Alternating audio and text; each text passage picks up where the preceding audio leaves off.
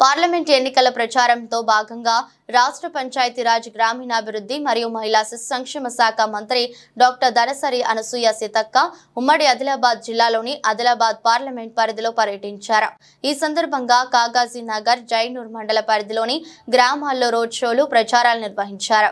అనంతరం ఉపాధి హామీ పనులను పరిశీలించి కూలీలతో ముచ్చటించి వారి సమస్యలు తెలుసుకున్నారు। పేదలకు సంక్షేమ పథకాలు సక్రమంగా అందించేందుకు కాంగ్రెస్ కృషి చేస్తుందని అన్నారు। పేదలు, బలహీన వర్గాలకు, రైతు కూలీలకు ఉపాధి హామీ పథకం ఎంతో ఉపయోగపడుతుందని చెప్పారు। మీ కష్టానికి మాత్రం రేట్లు పెరగాలి, అవునా కాదు? ఇది పని ఎవరి చేతులు ఉంటదంటే, ఈ పని కేంద్రం ఢిల్లీలో ఉంటది। అప్పుడు సోనియమ్మ ఢిల్లీ నుంచి దేశంలో ఉన్న వాళ్ళందరికీ ఉపాధి హామీ కావాలి, ఏదో ఒక పని కల్పించాలి। పాపం దూరం పోయి కుటుంబాలను, ఇండ్లు వదిలిపెట్టుకొని రోడ్ల మీద ఉండి పనిచేసి బతికి మళ్ళా వర్షాకాలం ఇళ్లలోకి వచ్చారు, ఇల్లు ఎటు పోతుందో, పిల్లలు ఎక్కడ పోతారో అని ఆమె దేశమంతా కూడా 100 రోజుల పని తీసుకొచ్చింది।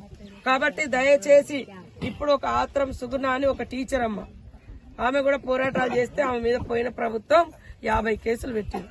ఇట్లా ఎవరికి అన్యాయం జరిగినా కూడా ఆమె నౌకరు ఆమెకు ఉన్నా కూడా రే ఎవరికన్నా అన్యాయం జరిగితే ఆమె పోయి రోడ్ల మీద కూర్చొని ఆఫీసుల కాడ కూర్చొని ధర్నాలు చేసి వాళ్ళకి న్యాయం కోసం పోరాటం చేసింది। ఇప్పుడు ఆమెకు టికెట్ ఇచ్చినాం, ఒక ఆదివాసీ బిడ్డ ఆత్రం సుగుణ।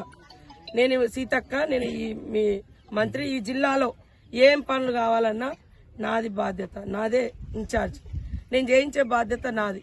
ఇప్పుడు